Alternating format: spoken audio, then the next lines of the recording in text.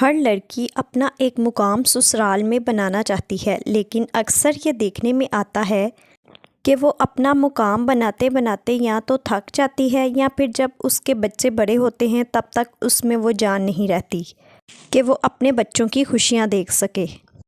غلطی اس میں ہمارے معاشرے میں بنے رواج اور ہمارے ماں باپ کی تربیت جو بچوں کو وہ دیتے ہیں۔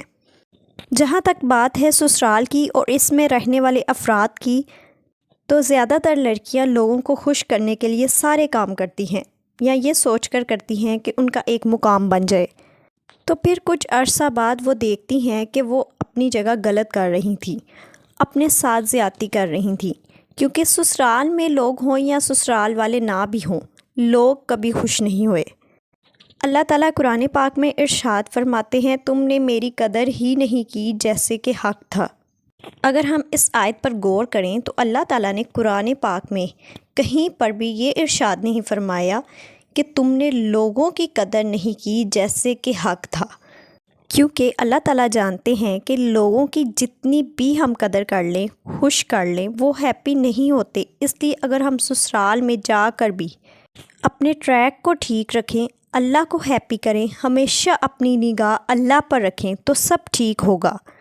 اور لوگوں کے لیے ہم اپنے آپ کو کیوں تھکائیں؟ سب سے پہلے اپنی ذات کو دیکھیں، توجہ دیں۔ ایک نسل سنبھالنی ہے ہر لڑکی نے۔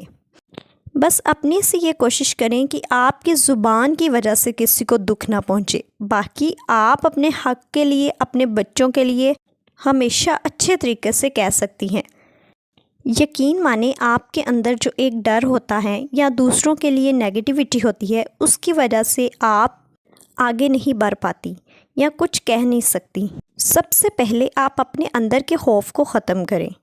زندگی آپ اچھی سسرال میں بھی گزار سکتی ہیں، صرف خود کے اندر خود اعتمادی لائیں اور اپنی پرسنالٹی کو کبھی بھی ڈی گریڈ ہونے نہ دیں۔ مضبوطی انسان کو صرف اللہ تعالیٰ دے سکتا ہے، وہی آپ کا مقام بنائے گا۔ اس کی قدر کر کے دیکھیں۔ مجھے جو خود میں شادی کے بعد محسوس ہوا کہ اللہ تعالیٰ سے جس طرح کی فرینڈشپ میری پہلے تھی، مجھے خود میں بھی شادی کے بعد یہی محسوس ہوا کہ اللہ سے جس طرح کی فرینڈشپ پہلے تھی، بعد کے کچھ سالوں میں ویسی نہیں رہی، یا شادی سے پہلے جو ٹوٹی پھوٹی عبادتیں کر لیا کرتی تھی وہ اب ویسے نہیں رہیں۔ اللہ تعالیٰ ہر سٹیج میں، وہ چاہے شادی کے بعد کی لائف ہو یا پہلے کی، یہی فرماتے ہیں کہ اگر تم میری باتوں کو نہیں مانتے، اس طرح میرے آگے نہیں جھکتے جیسے کہ میں نے حکم دیا، پھر میں تمہیں بہت زیادہ تھکا دوں گا۔ تو اگر آج ہم دیکھیں تو ہم بہت زیادہ تھک جاتی ہیں لوگوں کے رویوں سے، اپنے کاموں سے، بچوں کے بیہیو سے۔ ساری تھکاوٹوں کا علاج ہی نماز قرآن میں ہے۔ سسرال کوئی ایسی جگہ نہیں ہے جہاں جاتے ہی ہم اللہ تعالیٰ سے دور ہو جائیں یا جانے سے ہم ڈریں۔ صرف اپنے اندر خود اعتمادی لائیں، اور خود اعتمادی ہمیشہ علم حاصل کرنے سے آتی ہے۔